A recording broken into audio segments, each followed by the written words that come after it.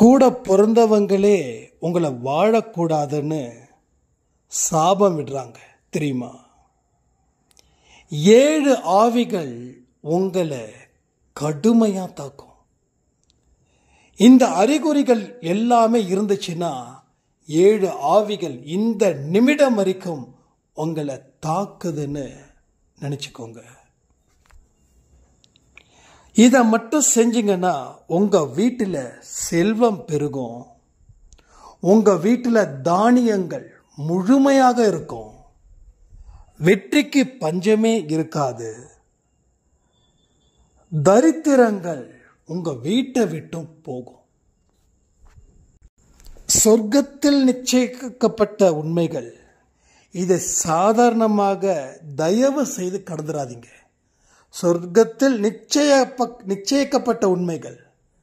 இந்த பதிவில் ஏன் மூலமா சாய்ப்பா என்னுடைய குரலில் உங்களுக்கு மிக பெரிய ஒரு அறிக்கை கொடுத்திருக்கார். அந்த அறிக்கைக்கு ஏற்ற பதில் கமெண்ட் மூலமா நான் எதிர்பார்க்கிறேன். நடந்ததை நினைச்சா நடக்க போவது 200 மடங்கு துன்பங்கள் மட்டுமே. 200 மடங்கு துன்பம்.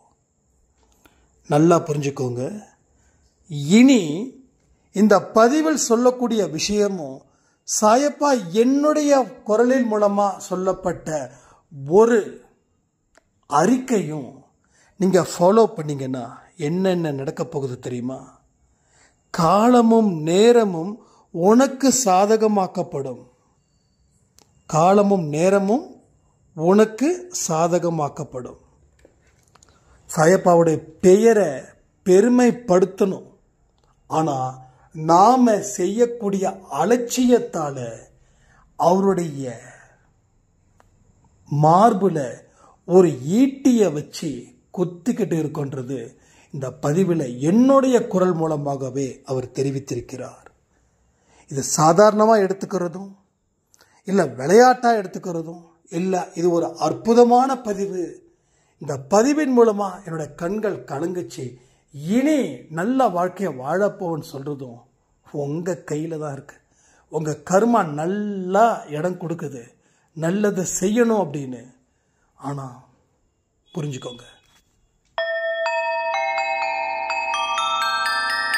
ஓம் சாயிரா சாயிரா, ஓம் சாயிரா சாயிரா, ஓம் சாயிரா சாயிரா, அன்பே சாயிரா, பேரன்பே சாயிரா, அகிலம் தளிக்க ஆத்மா விழிக்க அனுதினம் சாயிரா, எங்கள் அன்பே சாயிரா.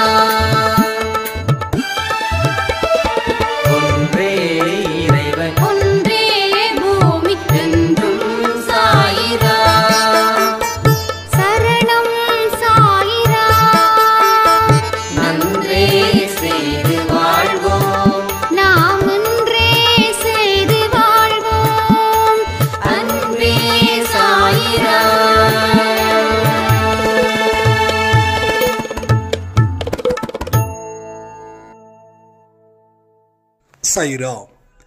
என் உயிரின் உயிரானவர்களே, நிலைமை மாறுவதற்குள் வாழ்க்கைய வாழ்ந்து பாருங்க. உங்க வாழ்க்கையில இருக்கக்கூடிய கஷ்டத்தை நினைச்சு நிலைமை மோசமாகுது அப்படின்னு நினைக்காதீங்க. ஒரு மனுஷனுடைய வாழ்க்கையில ஏற்றமும் இறக்கமும் இருந்துகிட்டு தான் இருக்கும். மேலே போகும்போது சந்தோஷமா இருக்கிறதும் கீழே இறங்கும் போது துக்கமா இருக்கிறதும் அந்த மாதிரியான மனநிலை உங்களுக்கு இல்லாம பார்த்துக்கிட்டா அதுல கிடைக்கக்கூடிய மன நிம்மதி அப்படின்றது வேற எதுலையுமே இல்லை. வெற்றி பெறணும் அப்படின்ற லட்சியத்தோட நாம வாழ்ந்தா தோல்வி அப்படின்ற ஒரு விஷயம் வந்துடுச்சுன்னா அது உங்களை, உங்க குடும்பத்தை, உங்க சூழ்நிலையை பெரிய அளவில் பாதிக்கும்.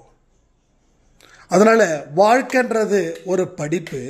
அதை படிக்கிறது தான். படிக்கும்போது தேர்வில் தோல்வி அடைகிறோம். மறுபடியும் அடுத்த வாய்ப்பு கடவுள் கொடுக்குறாரு பாஸ் ஆகிறதுக்கு. அப்போ பாஸ் ஆகிற வரைக்கும் படிச்சுக்கிட்டே இருங்க. ஆனால் வாழ்க்கையில் பலர் தோல்வி அடைஞ்சதுக்கு அப்புறம் படிக்கிறத நிறுத்துறீங்க. படிக்கிறத நிறுத்துறதால தொடர்ந்து வெற்றி பெற முடியாமல் போகுது. முயற்சி இல்லாத இடத்துல உழைப்பு இல்லை, உழைப்பு இல்லாத இடத்துல வெற்றி இல்லை. அப்போ வெற்றி இல்லாத இடத்துல என்ன இருக்கும்? தோல்வி. அப்போ தோல்வி தான் எனது வாழ்க்கையை திரும்ப திரும்ப வந்துக்கிட்டே இருக்குதுன்னா அதற்கு காரணம் முயற்சி இல்லாமல், உழைப்பு இல்லாமல், நம்பிக்கை இல்லாமல் தொடர்ந்து நாம் எதையுமே செய்யாமல் ஒரு ஸ்டேஜில் நம்ம அப்படியே நின்றுறோம், ஃப்ரீஸ் ஆயிடும். ஃப்ரீஸ் ஆனவனை மறுபடியும் ஆக்டிவேட் பண்ணுறதுக்கு உண்டான மனநிலையில் நாம் இல்லை.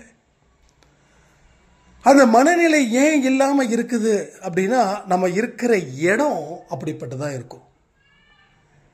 அதாவது ஒரு ஸ்டேஜுக்கு மேலே யாரும் துன்பத்தை தாங்கிக்கிட்டு அதில் இருந்து வரணும் அப்படின்னு நினைக்கிறது இல்லை. இதற்கு மேலே என்னால் என்ன செய்ய முடியும் அப்படின்னு ஒரு கேள்விகளை கேட்கும்போது பதில்கள் அவங்களுக்கு ஆட்டோமேட்டிக்காக வருது. ஒன்றுமே செய்ய முடியாது. அப்போ ஒன்றுமே செய்ய முடியாதுன்ற பதிலை வச்சுக்கிட்டு எதையுமே அவங்க செய்ய முடியாமல் போகுது கடைசி வரைக்குமே. ஸோ வாழ்வது ஒரு கனவாக மாறுது, வாழ்வதே ஒரு கனவாக மாறுது. நான் நார்மலான ஒரு லைஃப்பை சொல்கிறேன். ஒரு 3 வேளையும் திருப்தியாக சாப்பிட முடியல, தொண்டையில் என்னமோ பண்ணுது, என்னமோ செய்யுது. தண்ணி கூட முழுங்க முடியல, விழுங்க முடியல. ஒரு பெரிய இரும்பை முழுங்கன்னா என்ன வலி இருக்குதோ அந்த வலியை அது கொடுக்குது. ஏன்? என்ன காரணம்? பசிக்க மாட்டேங்குது, என்ன காரணம்? உடம்பு பலகீனமாகுது, என்ன காரணம்? யாராவது ஏதாவது நம்ம வீட்டுக்கு வந்தாங்கன்னா கூட அவங்க கிட்ட நிம்மதியாக ஒரு 10 நிமிஷம் கூட சிரிச்சு பேச முடிய மாட்டேது, என்ன காரணம்? ஏதோ ஒரு அழுத்தம். அந்த அழுத்தத்தை நாம தொடர்ந்து அலோவ் பண்ணிக்கிட்டே இருக்கோம். என் வீட்டுக்கு ஒரு மோசமானவனை வாவான்னு சொல்லி கதவை திறந்து வச்சு அவனை அழைச்சிக்கிட்டே இருக்கோம். அப்போ அவன் நம்ம வீட்டுக்கு வருவானா இல்லை வரமாட்டேன்னு சொல்லுவானா? அப்போ எல்லாருடைய வாழ்க்கையிலையும் துன்பம் சேரும்போது நிலை குலைஞ்சு போயிடும். அடுத்தது என்ன பண்றது அப்படின்னு ஒன்னே ஒன்று சொல்றேன். எவ்வளவுக்கு எவ்வளோ துன்பம் வந்தாலும் சரி கொஞ்சம் தனிமை எடுத்துக்கோங்க. அந்த தனிமை ஹவர்ஸ் கணக்கில் வேண்டாம், ஒரு நாள் தனிமை எடுத்துக்கோங்க, தப்பே இல்லை. எதுலையும் ஈடுபடாதீங்க, யார் என்ன சொன்னாலும் கண்டுக்காதீங்க. முடிஞ்சா உங்களுடைய சொந்தக்காரங்க வீட்டுக்கு போங்க. உங்களை புரிஞ்சுக்கிட்டவங்களா அவங்க இருந்தாங்கன்னா ஒரு நாள் ஃபுல்லாக எனக்கு கொஞ்சம் இதாக இருக்கு, நான் கொஞ்சம் ரிலாக்ஸ் பண்ணிக்கிறேன், யாரும் என்கிட்ட பேசாதீங்கன்னு சொல்லுங்க. உங்கள் அம்மா அப்பா வீட்டுக்கு போங்க. இல்லை உங்கள் வீட்டிலே இருக்க முடியுமா இருங்க. ஆனால் அந்த சூழ்நிலையில் உங்களை பாதிக்காத மாதிரி இருக்கணும், அவ்வளோதான் மெயின் திங். வீட்டில் இருந்தால் கண்டிப்பாக 4 பேர் ஏதாவது கேட்டுக்கிட்டே இருப்பாங்க இல்லையா, அதுக்கு தான் நான் சொன்னேன். அப்படிப்பட்ட சூழ்நிலை எங்கேயாவது இருக்குதான்னு பாருங்க. இல்லையா மன ரீதியா தியானத்தில் ஈடுபடுங்க. இல்லை வீட்டில் உடம்பு சரியில்லைன்னு சொல்லி சும்மா எத்தனையோ போய் சொல்கிறோம்ல, ஐயோ எப்படிங்க போய் சொல்கிறது, அப்படிலாம் இல்லை, போய் சொல்லலாம், தப்பே இல்லை. ஏன்னா இப்போ உங்களுக்கு தேவை ஒரு மன நிம்மதி. இப்போ இதை நீங்க இப்படி விட்டுட்டீங்கன்னா மன அழுத்தம் அதிகமாயிடும். அப்போ மன நிம்மதி அப்படின்னா என்ன? எனக்கு உடம்பு சரியில்லை, என்னால் முடியல அப்படின்னு சொல்லி ஒரு சீன் கிரியேட் பண்ணுங்க. அழகான சாயப்பாட பாடல்களை கேளுங்க, ரசிக்க முடியுதான்னு பாருங்க. ரசிக்க முடியலன்னா கண்களை மூடிக்கிட்டு அமைதியாக இருங்க. வேற எதை பற்றியும் சிந்திக்க வேண்டாம். ஏதாவது மைண்டு ஓடிச்சுன்னா கூட ஓடட்டும், ஆனால் இல்லை இதெல்லாம் சிந்திக்க கூடாது அப்படின்னு நினைக்கும் போது அதை சிந்திக்கிறத ஸ்டாப் பண்ணிடுங்க. மனசை ஃபோர்ஸ் பண்ணாதீங்க, எதையுமே அழுத்தம் கொடுக்காதீங்க. இதை நினைக்க கூடாது அப்படின்னு சொல்லி மனசை மனசுல ஒரு அழுத்தத்தை நாம கொடுத்துட்டோம் அப்படின்னா அது மறுபடியும் பெரிய அளவில் ஒரு அழுத்தமா வந்து சேர்ந்துடும். ஸோ எதைய பத்தியுமே யோசிக்காம நீங்க உங்களை பத்தி மட்டும் யோசிங்க. நம்ம வாழ்க்கையில இருக்கக்கூடிய விஷயங்கள் என்னன்றதை யோசிச்சு பாருங்க. என்ன பண்ணலாம்னு யோசிங்க. துன்பத்துக்கூடையே சொல்லிக்கிட்டு இருக்க வேண்டாம். அதாவது நாம இப்படி இருக்கிறோமே அப்படின்னு சொல்லி நம்ம பலகீனமாவே நம்ம இருக்கிறோம்னு தொடர்ந்து அந்த பலகீனத்தை நினைச்சுக்கிட்டே இருந்தா பலம் எப்படி கிடைக்கும்? இங்க தேவை ஒரு பலம், இங்க தேவை ஒரு நிம்மதி, இங்க தேவை ஒரு சந்தோஷம். அதுதான் இங்க தேவை. எனக்கு பெரிய வெற்றி வேண்டாம், என் தொழில மாலை விட வேண்டாம், அது அடுத்த வகுப்புல படிக்கலாம். பட் இந்த வகுப்புல படிக்க வேண்டிய பாடத்தை மட்டும் படிங்க. முதல்ல ஒரு பேசிக் லைஃபை லீட் பண்றதுக்கு நாம தயாரா இருக்கணும். அதுக்கு எதெல்லாம் தடையா இருக்கு, எது எல்லாம் இடைஞ்சலா இருக்குது, இதை தான் நீங்க பிரிச்சு பார்க்கணும். இதை பிரிச்சு பார்த்துட்டு இங்க ஒவ்வொரு செயலும் உங்களுக்கு நிம்மதியும் நம்பிக்கையும் வருதுன்னா அந்த செயல்களை தொடர்ந்து செய்யுங்க. அதை இன்னும் அதிகரிக்கவும் முயற்சி பண்ணுங்க. இது முதல் ஸ்டேஜ். அடுத்த ஸ்டேஜ் என்ன தெரியுமா? வெற்றி பெறுவதற்கு உண்டான வழிகள். அப்போ நான் ஆரம்பத்தில் சொன்ன மாதிரி வெற்றி ஒன்றுதான் நம்ம நோக்கம், தோல்வி அடையக்கூடாது. அப்படி ஒரு ப்ரெஷர் கொடுக்காதீங்க. ப்ரெஷர் கொடுக்கவே கூடாது. வெற்றி பெறணும், எஸ். தோல்வி வந்தா என்ன ஆயிட போகுது? அடுத்த வெற்றி எனக்கு சாத்தியம் தானே, அதை மனசுல வச்சு செய்யுங்க. ஆனா கவனத்தை மட்டும் வைங்க. கவனம் முக்கியம். இப்பயே நான் சொல்றேன், வாழ்க்கையில மிகப்பெரிய வெற்றியை உங்களால் அடைய முடியும். எதை செஞ்சாலும் ஒன்று அதை கவனத்தோட செய்யணும், ரெண்டாவது அதை ஆர்வமாக செய்யணும், மூணாவது பலனை எதிர்பார்க்காம செய்யணும். இந்த 3 விஷயத்தையும் நீங்க செஞ்சீங்க அப்படின்னா உங்களுக்கு சேர வேண்டியதை கடவுள் கொடுப்பாரு. உங்களுக்கு என்ன சேரணுமோ அதை அவர் கொடுப்பார். தாமதமின்றி தடையின்றி அவர் கொடுப்பார். அவர் கொடுக்கறத யாராலையும் தடுக்க முடியாது. யாராலையும் தடுக்க முடியாது. உங்க மேல 1000 திருஷ்டிகள் விழுந்தா கூட தடுக்கவே முடியாது. அப்ப திருஷ்டிகள் இருக்குதா அப்படின்னு கேட்கலாம். இருக்கு. ஆனா வெற்றி பெறுவதற்கு முன்னாடியே நான் வெற்றி அடைந்த வீரன் அப்படின்னு தம்பட்டம் அடிச்சோம் அப்படின்னா அது திருஷ்டியாகும். அது உங்களை எந்த இடத்துலையும் வளர விடாம செஞ்சிடும்.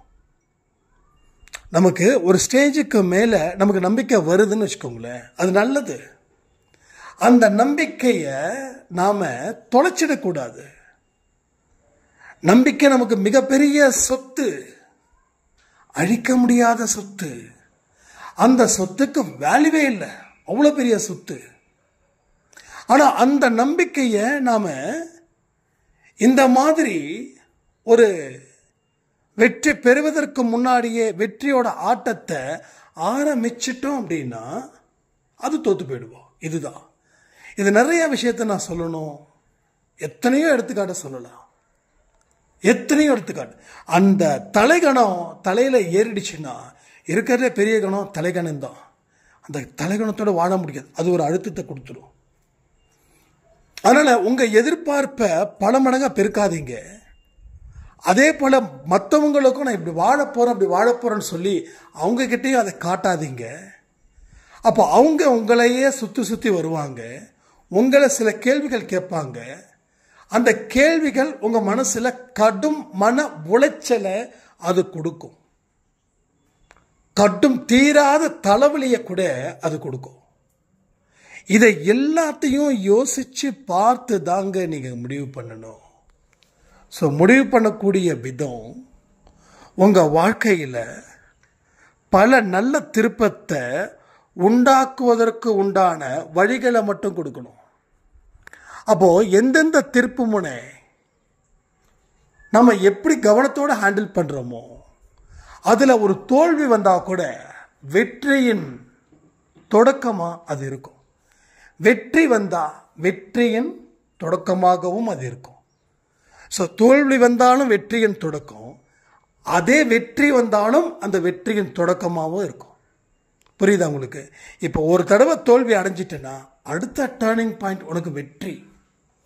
அப்போ இந்த தோல்வியில நீ கத்துக்கிட்ட பாடம், அதை சரியான முறையில் நீ படிச்சா அடுத்த தோல்வியை நீ வெற்றியா மாத்தலாம்.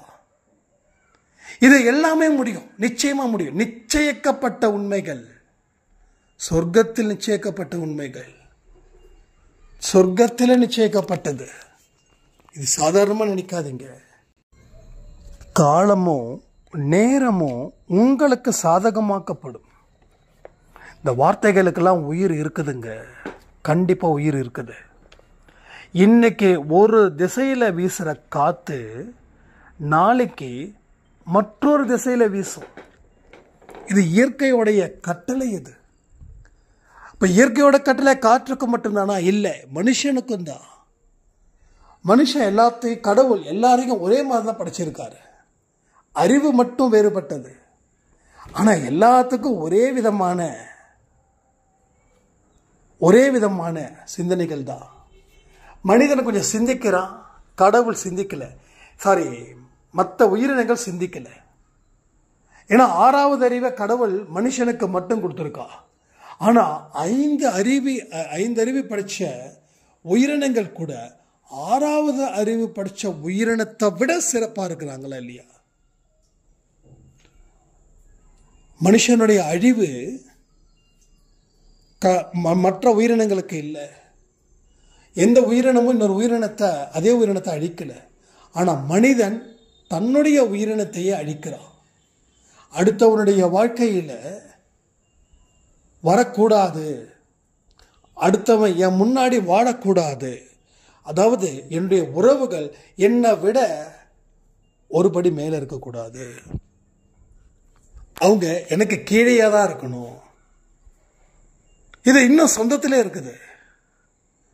என்னுடைய தம்பி என்னை விட மேலே போகக்கூடாது, அவன் மேலே போனானா அதனால ஏத்துக்க முடியாது. என்னுடைய தங்கச்சி என்னை தாண்டி வாழ்ந்துடக்கூடாது. அப்படிப்பட்ட வாழ்க்கை வந்துச்சுன்னா அந்த வாழ்க்கையை கெடுக்கிறதுல நான் தான் வில்லியா நிற்பேன். இதெல்லாம் கூட பிறந்த உறவுகள் எவ்வளவு மோசமான தாட்டில் இருக்கிறாங்கன்றதை புரிஞ்சுக்கோங்க. இருக்காங்களா இல்லையா? நான் சொன்னது உண்மையா இல்லையா? ஸோ உங்கள் உறவுகளே உங்களை அழிக்குது.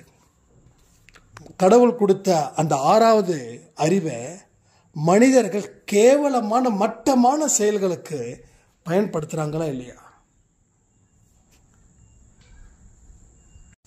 அப்போ எந்த மனுஷன் இன்னொரு மனுஷனுக்கு சாபம் கொடுக்கிறானோ கடவுள் அவனை 100க்கு 100 வெறுக்கிறார். நீ வாழக்கூடாதுன்னு சொல்லி நாம யாரையாவது சொல்லிட்டோம் அப்படின்னா முதல் பலி யார் தெரியுமா? நாம தான். யாரு சாபம் விட்டாங்களோ அவங்க தான். யாரு சாபம் விட்டாங்க, எங்க இருந்து அந்த வார்த்தை புறப்படுதுன்னு முக்கியம்.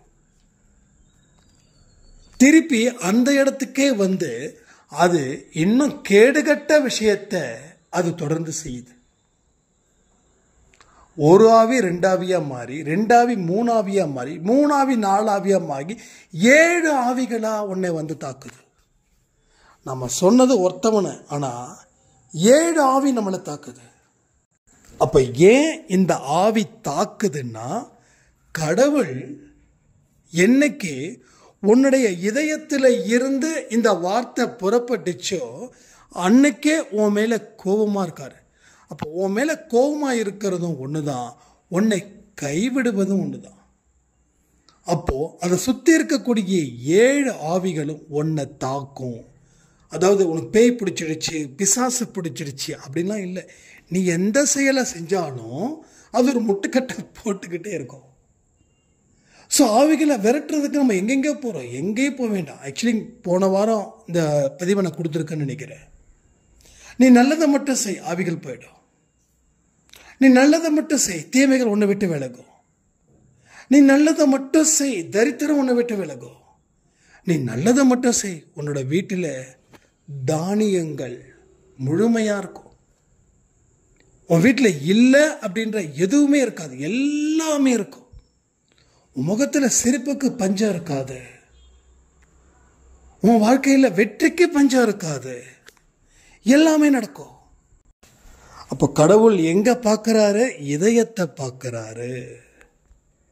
ஒன்றும் இல்லைங்க, ஒரு பெரிய ஒரு மிராக்கள். அந்த அம்மா யாரை பார்த்தாலும் திட்டிக்கிட்டே இருப்பாங்க. யார் நல்லா இருந்தாலும் அவங்களுக்கு பிடிக்காது.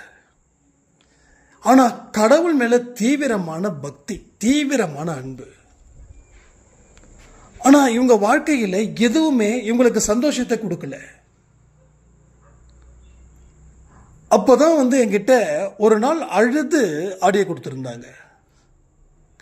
இப்படிலாம் இருக்கு, அப்படிலாம் இருக்கு தம்பி, யாரை பார்த்தாலும் எனக்கு கோபமும் வருது, எல்லாம் அவங்களே சொல்றாங்க.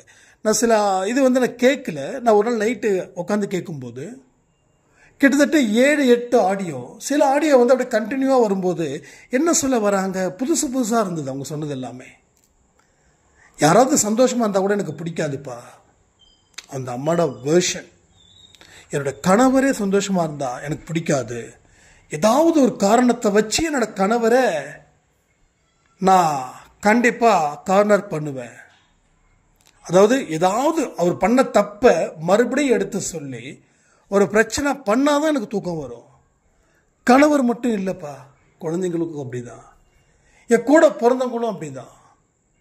யாராவது சின்ன ஒரு சந்தோஷமா இருந்தால் கூட எனக்கு ஏற்றுக்க முடிய மாட்டேங்குது. ஆனால் கடவுள்கிட்ட எனக்கு இது தப்பான விஷயம், ஆனால் மாற்றுங்க அப்படின்னு சொன்னாலும் அவரும் சரி பண்ண மாட்டேன்றாரு. இது கடவுள் செய்யக்கூடிய தப்பா இல்லை நான் செய்யக்கூடிய தப்பா அப்படின்னாங்க. அப்போது அவங்களுக்கு இந்த பாயிண்ட் எல்லாம் நான் சொன்னேன். நான் 1 வருஷத்துக்கு முன்னாடி உங்களுக்கு இந்த ஆடியோ கொடுத்துருக்கேன், யாராவது தொடர்ந்து கேட்குறவங்களுக்கு தெரியும். அப்போ என்ன செய்யணும்? உன்னுடைய மனசில், உன் இதயத்தில் இருந்து வரும் வார்த்தைகள், இதயத்தில் இருந்து வரும் வார்த்தைகள் தீட்டா இருக்கக்கூடாது, தீட்டுப்பட்டதா இருக்கவே கூடாது.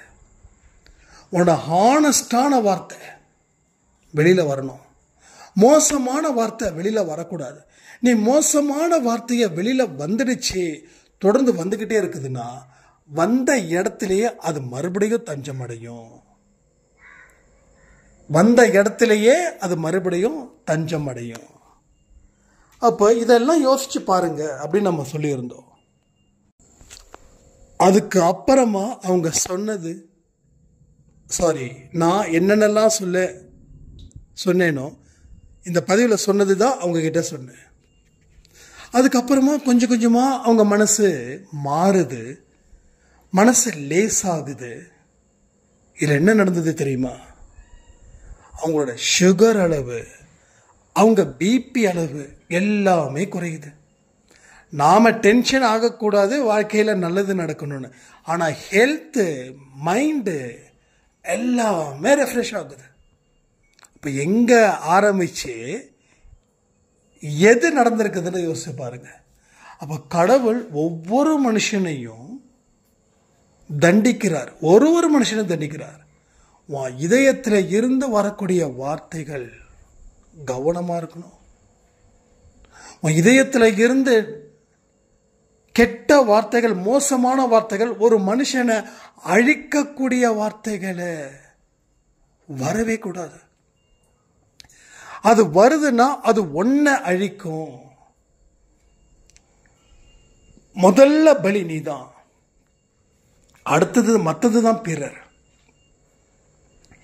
ஏன் மற்றவங்களுக்கும் அந்த பலி வருதுன்னா, உங்களை பார்த்து தான் மற்றவங்களும் வாழுறாங்க, உங்களை பார்த்து தான் உங்க குழந்தை வாழுது. நல்லா யோசிச்சு பாருங்க. உங்க வீட்டில் உங்க குழந்தை பொண்ணோ பையனோ, அந்த குழந்தை உங்க மனநிலையில தான் அந்த குழந்தை இருக்கும். ஆனா அந்த குழந்தைய நீங்க தண்டிக்கிறீங்க, இப்படிலாம் இருக்கக்கூடாது. அப்ப யாரை தண்டிக்கணும்? உங்களை தண்டிக்கணும். ஸோ முதல் பலி நீங்க. அப்போ இரண்டாவது பலி மற்றவங்களும் ஆகுறாங்க. இது சாதாரணமாக எடுத்துக்க வேண்டாம். இப்போ நான் சொல்றேன், இதை சாதாரணமாக எடுத்துக்க வேண்டாம். நல்லா வாழணுன்ற ஒரு அக்கறையில் தான் நான் இந்த நிமிஷம் வரைக்கும் பேசிட்டு இருக்கேன். நீங்கள் அன்பே சாயில சொல்றது போல வாழ்ந்து பாருங்களேன். ஒரு 48 நாள் மட்டும் வாழ்ந்து பாருங்களேன். உங்கள் மனசில் இருக்கக்கூடிய கழிவுகள் வெளியேற்றப்படும். அழுக்குகள் வெளியில் ஏறினாதாங்க, வெளியேறினாதான் உடம்பு நல்லா இருக்கும். இல்லைன்னா ரொம்ப மோசமாக போயிடும். ரொம்ப கஷ்டத்தை கொடுக்கும், ஏகப்பட்ட கஷ்டத்தை கொடுக்கும். தீராத வழியை அது கொடுத்துக்கிட்டே இருக்கும். என்ன மாத்திரை போட்டாலும் செட் ஆகாதுங்க. யாரை நினைச்சோம் கோவப்படவோ வருத்தப்படவோ வேண்டாம். எது நடந்ததோ அது நன்றாகவே நடந்தது. இந்த மனசு, இந்த வார்த்தை ரொம்ப முக்கியம். இதை மனசில் வச்சு நீங்கள் வாழ்ந்து பாருங்க. எது நடந்ததோ நன்றாகவே நடந்தது. என்னப்பா இப்போ ஒருத்த அவமானப்படுத்துறானே, அது ஓகேவா? எஸ், நடந்துதா? நடந்து முடிஞ்சிருச்சா? நடந்து முடிஞ்சதை யாராலையும் மாற்ற முடியாது தானே? மாற்ற முடியாது. எஸ், மாற்ற முடியாது. அப்போ நடந்தது கடவுள் சம்மதத்தோட நடந்ததுன்னு நினச்சிக்கோ. அப்போ இனி நடக்க போகிறதும் நல்லாவே நடக்கும். ஆனால் நடந்து முடிஞ்சிருச்சேன்னு சொல்லி அதை 100% துன்பத்தை நாம் ஏற்படுத்திக்கிட்டா நடக்க போவதும் 200 மடங்கு துன்பத்தை தான் கொடுக்கும். எத்தனை மடங்கு? 200 மடங்கு. எப்படி அந்த அம்மாவோட வாழ்க்கை மாறிச்சோ, எவ்வளவு சந்தோஷம் தெரியுமா? ரெகுலராக அவங்க எனக்கு வாட்ஸ்அப்பில் சாயப்பாவோட ஃபோட்டோ, அவங்க மனநிலை எப்படிப்பட்டது எல்லாத்தையும் திருப்பி திருப்பி அனுப்புவாங்க. தம்பி சந்தோஷமாக இருக்கேன்ப்பா. அப்போது எந்த ஒரு விஷயத்தையும் ஏற்றுக்கக்கூடிய மனசு இருந்தால் மட்டும்தான் அடுத்த அடி எடுத்து வைக்க முடியும். ஏற்றுக்காத மனசு ஒன்றுமே பண்ண முடியாது. ஏற்றுக்கக்கூடிய மனசில் தான் கடவுளே குடியிருக்கிறார். நீ என்ன தப்பு வேணாலும் செஞ்சிரு, தப்பே இல்லை. ஆனால் இனி தப்பு செய்யாத. இனி தப்பு செஞ்சாதான் தப்பு. அப்போ உன் வாழ்க்கையில் யாரோ ஒருத்தன் கைட் பண்ணா, இல்லை அவனை நம்பி வாழ்ந்த, அதனால அந்த தண்டனை உனக்கு அனுபவிச்ச. பட் இனி அந்த தண்டனை இல்லை. இனி உன்னோட வாழ்க்கையில் வெளிச்சமா நான் இருப்பேன், வழியா நான் இருப்பேன், சத்தியமா நான் இருப்பேன். நீ முன்னேறு. நீ முன்னேறும்போது உனக்கு சில தலைவலிகள் வந்து பண்ணுவாங்க. எத்தனையோ தலைவலியை பார்த்த நீ இந்த தலைவலிக்கெல்லாம் அஞ்சலாமா? வழிகள் இருந்தா வாழ்க்கை வளமா இருக்கும். இனிமே வரக்கூடிய வழி, இதுக்கு முன்னாடி வந்த வழி வேற. இதுக்கு முன்னாடி வந்த வழி நாமளா ஏற்படுத்திக்கிட்டது. அந்த ஏற்படுத்தின வழியை குறைக்கிறதுக்காக ஒரு வழியை கொடுக்கிற வழி வாழ்க்கையில் உயர செல்வதற்கான ஒரு வழி. அந்த வழிகள் மறக்காத. கடந்து வந்த பாதையையும் நீ மறக்காத. வாழ்க்கையில் உனக்குன்னு இருக்கக்கூடிய ஒரு அங்கீகாரம் கிடைக்க போகுது, மறக்காத. நீ இப்படி இருக்க இருக்க அது எனக்கு வருத்தமா இருக்குது. என்னுடைய குழந்தையா இருக்கிற நீ எதையுமே புரிஞ்சிக்காம செயல்படும் போது என்னுடைய மனசை ஏன் தொடர்ந்து ஒரு ஈட்டியை வச்சு குத்திக்கிட்டே இருக்க? எத்தனையோ விஷயத்தை நீ செய்யாம இருப்பதன் மூலமா எனக்கு ஆழ்ந்த துக்கத்தை நீ ஏற்படுத்திக்கிட்டே இருக்க. உன் வாழ்க்கைக்கு நான் பொறுப்புன்னு உன்னை சுற்றி இருக்கிறவங்க கிட்ட உன் மூலமாகவே சொல்ல வச்சிருக்க. ஆனால் நீயும் அதை கவனிக்காம, அதை பற்றி கொஞ்சம் கூட அக்கறைப்படாம இப்போ வரைக்கும் எடுத்தோம் கவுத்தோம் சொல்லிக்கிட்டு நிறைய பாவத்தை செஞ்சுக்கிட்டு வாழ்க்கையில் எல்லாரையும் அவமானப்படுத்திக்கிட்டு எல்லாரும் மேலேயும் கடும் கோபத்தை, இதெல்லாம் தேவையா? இதனால உன்னோட அப்பாவோட மனசு எவ்வளவு பாதிக்கும் அப்படின்னு உனக்கு தெரியாதா? உண்மையிலேயே நான் மிகவும் மன வருத்தத்தோடு இருக்கிறேன். இதெல்லாம் சாயப்பாவோட வார்த்தைகள்ங்க. இதெல்லாம் சாயப்பாவோட வார்த்தை. இந்த வார்த்தைக்கு என்ன பதில்? கமெண்ட் பண்ணுங்க. இப்போ நான் சொன்ன வார்த்தைகள் நானா ப்ரிப்பேர் பண்ணது கிடையாது. ஒரு விஷயத்தை தொடர்ந்து அவர் சொல்ல வைக்கிறாரு. அது என் மூலமா அவர் பேசியிருக்கார், என் மூலமாக அவர் பேசியிருக்கார். இதையெல்லாம் யோசிச்சு பார்த்து நீங்க முடிவு பண்ணுங்க, நம்ம சாயப்பாவோட பெயரை கெடுக்கணுமா இல்லை பெருமைப்படுத்தணுமா அப்படின்னு. நீங்க தோத்தா சாயப்பா தோத்தது போல. இந்த வார்த்தை அருமையான வார்த்தை. இந்த வார்த்தையின் படி வாழ்ந்தால் வெற்றி நிச்சயம். இது சாயின் சத்தியம் சொல்லி இந்த பதிவை நான் முடிக்கிறேன். ஜெய் சாய்ராம்.